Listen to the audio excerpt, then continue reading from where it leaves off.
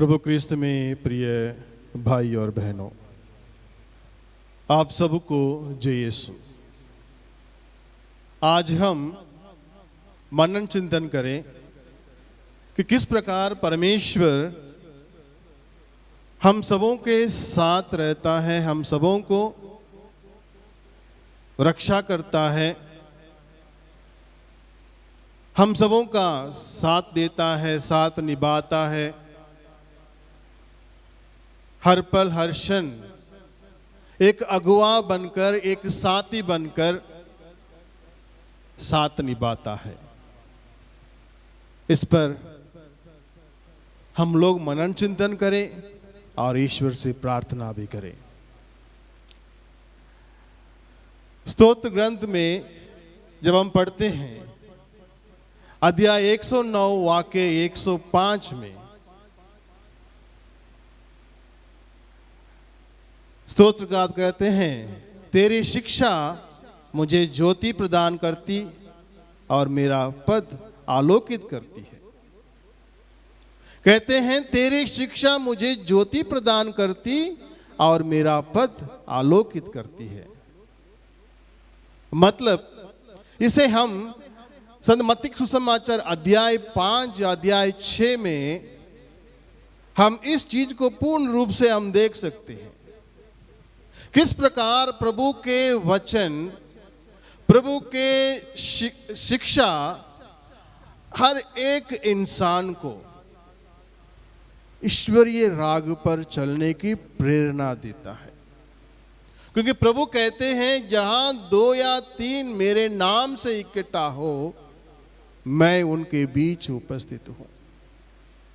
यानी जब जब हम प्रार्थना करने के लिए एक साथ बैठते हैं, वहां प्रभु हैं। और उसके अलावा जहां जहां लोग प्रेम से इकट्ठे होकर प्रेम की बातें करते हैं, एक दूसरे की भलाई के बारे में बातें करते हैं, वहां प्रभु विद्यमान है।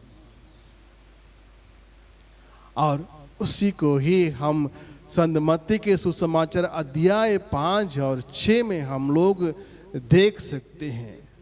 प्रभु कहते हैं तुम संसार की ज्योति हो, और कहते हैं तुम पृथ्वी के नमक हो।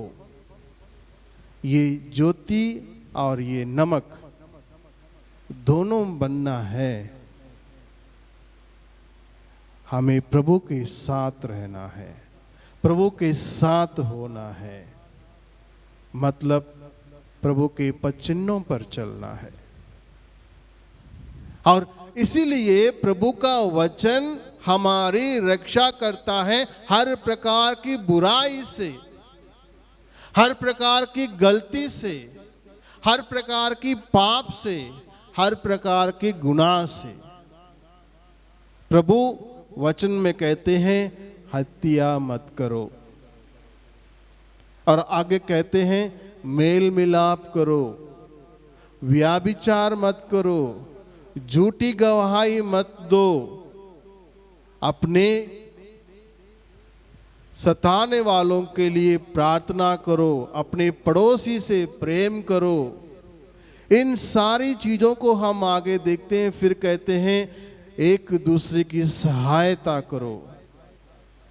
ये सारी बातों को ये अध्याय 5 और अध्याय 6 में संत मत्ती सुसमाचार में हम लोग देखते हैं। इन वचनों के द्वारा प्रभु हमारी रक्षा करता है, हमारे हर एक व्यक्ति को पापों से गिरने से, गुनाह में पड़ने से हमारी रक्षा करता है, हमारी साथ देता है।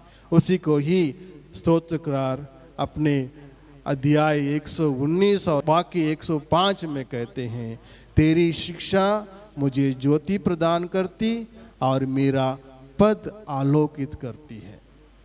यानी जो व्यक्ति ईश्वर के वचन को अपने जीवन में लेता है, ईश्वर के वचन को अपने जीवन का मकसद बनाता है, वो व्यक्ति कभी पाप में नहीं पड़ता है। वो व्यक्ति कभी गुनाह के राह पर नहीं चलता है, वो ईश्वर के प्रिय बन जाता है और वो पवित्र बन जाता है। आज प्रभु इन वचनों के द्वारा हम सबों की रक्षा करता है ताकि हम पवित्र बन जाए, पिता ईश्वर के योग्य पुत्र पुत्रियां बन जाए। और दूसरी बात, फिलिपियों को लिखते हुए संत पौलुस कहते हैं, अध्याय 4 वाक्य 6 और 7 में कहते हैं, किसी बात की चिंता ना करो, हर जरूरत में प्रार्थना करो और विनय तथा धन्यवाद के साथ ईश्वर के सामने अपने निवेदन प्रस्तुत करो, और ईश्वर की शांति जो हमारी समझ से परे है आपके हृदयों और विचारों को ईसा मसीह में सुरक्षित रखेगी। संत पौलुस कहते हैं हर बात पर प्रार्थना करना है, हर समय प्रार्थना करना है, हर कार्य के लिए प्रार्थना करना है और ईश्वर के आशीर्वाद को प्राप्त करना है। ये हम प्रभु के जीवन में हम लोग देख पाते हैं। प्रभु हर कार्य करने के पहले वो पिता ईश्वर से प्रार्थना करते हैं। पवित्र ग्रंथ में हम अलग अलग जगहों पर देखते हैं प्रभु यीशु क्रिस्त बड़े सवेरे उठकर पहाड़ी पर चलते हैं अकेले प्रार्थना करने के लिए, और अलग अलग जगहों पर हम देखते हैं प्रभु यीशु क्रिस्त अकेले ही निर्जन स्थान की ओर निकल जाते हैं प्रार्थना करने के लिए। गेत्सेमनी बाग में हम लोग देखते हैं प्रभु यीशु क्रिस्त को प्रार्थना करते हुए। बपतिस्मा के तुरंत बाद प्रभु यीशु क्रिस्त 40 दिन 40 रात प्रार्थना या उपवास करने के लिए निकल जाते हैं ताकि वो पिता ईश्वर के साथ संयुक्त रहे। इसी प्रकार आज प्रभु हम सबों को भी निवेदन करते हैं, हम सबों को भी बुलाते हैं ताकि हम प्रार्थना के साथ ईश्वर के साथ मेल मिलाप करते हुए एक साथ रहें। प्रभु आज हम सबों को प्रार्थना के साथ हम सबों को बचाने में समर्थ है। इसलिए संत पौलुस कहते हैं किसी बात की चिंता ना करो, प्रार्थना करो। प्रभु कहते हैं हर जरूरत में प्रार्थना करो, यानी जब हम अपने आप को ईश्वर के साथ जोड़ कर रखते हैं हम पाप से बचते हैं। हर जरूरत में जब अपने आप को ईश्वर के साथ प्रार्थना में जोड़ कर रखते हैं तो हमें ईश्वरीय आशीर्वाद मिलता है। आज प्रभु हम सबों से आग्रह करते हैं कि हम प्रार्थना में प्रभु के साथ अपने आप को जोड़ें, हमारी हर जरूरतों को प्रभु के सामने रखें, क्योंकि वो हम सबों के हर जरूरतों को पूरा करने वाला है, वो पूरा करने में सक्षम है। आज संत पौलुस हम सबों को इन वचनों को देते हुए हम सबों को याद दिलाते हैं। और आगे अगर हम जब देखते हैं इतिहास के ग्रंथ अध्याय 41 वाक्य 10 में अगर हम देखते हैं पिता ईश्वर इतिहास नबी से कहते हैं डरो मत, मैं तुम्हारे साथ हूं, चिंता मत करो, मैं तुम्हारा ईश्वर हूं, मैं तुम्हें शक्ति प्रदान कर तुम्हारी सहायता करूंगा, मैं अपने विजय दाहिने हाथ से तुम्हें संभालूंगा। ना डरने के कहते हैं, याद दिलाते हैं मैं तुम्हारे साथ हूं।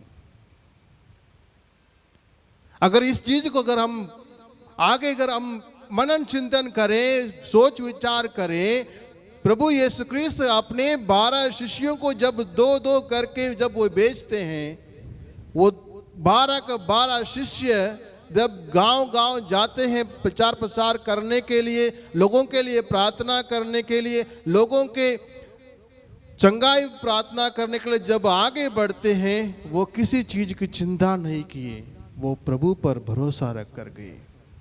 जब वापस आते हैं अपने खुशी को प्रभु के साथ वे प्रकट करते हैं।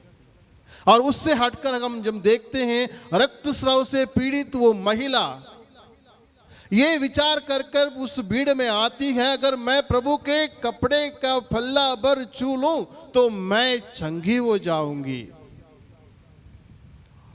जब उनके मन में ये विश्वास आया, उनके अंदर से जो डर था, बीमारी का डर, उसी समय दूर हो गया। जब वो पल्ला छूती है, वो अपने आप को सुरक्षित पाती है, अपने आप में चंगाई प्राप्त करती है। और उस यरीको का अंदाज जो प्रभु को वो दृष्टि दौड़ाते हुए पुकार पुकार कर कहता आया, हे दाऊद के पुत्र मुझ पर दया कीजिए। जब उसके अंदर वो विश्वास आया, पिता परमेश्वर इसायास नबी से कहते हैं, डरो मत, मैं तुम्हारे साथ हूं, चिंता मत करो, मैं तुम्हारा ईश्वर हूं। ये उस यरीको अंधे के दिल में ये बात बसती है, इसलिए वो प्रभु की ओर दौड़ाता है। जब लोग उनको रोकते हैं, फिर भी वो जोर जोर से पुकार पुकार कर चिल्लाता है, हे दाऊद के पुत्र मुझ पर दया कीजिए। वो प्रभु की ओर आगे बढ़ता है और प्रभु उस अंधे व्यक्ति को अपने पास बुलाते हैं और उनसे कहते हैं, तुम्हें क्या चाहिए। जब वो व्यक्ति कहता है, प्रभु मैं फिर से देखना चाहता हूं, और प्रभु उनसे कहते हैं, तुम्हारे विश्वास ने तुम्हें चंगा किया है।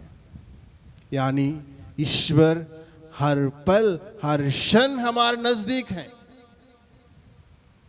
हर पल हर क्षण प्रभु हमारे नजदीक है, हमारे रक्षा करने के लिए, हमारे साथ देने के लिए, हमारे साथ निभाने के लिए।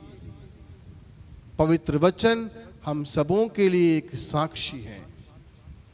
उस प्रभु को हमें ढूंढना है, उस प्रभु को हमें अपने अंदर पाना है, देखना है, एक दूसरे में परखना है, वचन में देखना है, हमारे विश्वास में देखना है। हम अपने आप को सुरक्षित प्राप्त कर सकते हैं। ईश्वर हमारी रक्षा करता है वचन के द्वारा, प्रार्थनाओं के द्वारा और एक दूसरे के साथ निभाने के द्वारा, एक दूसरे पर विश्वास भरोसा रखने के द्वारा हम उस रक्षा कवच को हम लोग अपने जीवन में देख सकते हैं। आइए प्रभु में मेरे प्रिय भाई और बहनों, उस प्रभु के सम्मुख अपने आप को पूर्ण रूप से समर्पित करें, जो प्रभु हम सबों की रक्षा करने की, हम सबों की सुरक्षा प्रदान करने की तैयार है। उसके सम्मुख अपने आप को रखें और अपने आप को सुरक्षित पाए, हर पाप से, हर कलंक से, हर प्रकार के अपवित्रता से अपने आप को दूर पाए, अपने आप को पवित्रता में पाए। इसके लिए हम ईश्वर से प्रार्थना करें, ईश्वर हम सबों को आशीष एवं कृपा प्रदान करे। आमीन।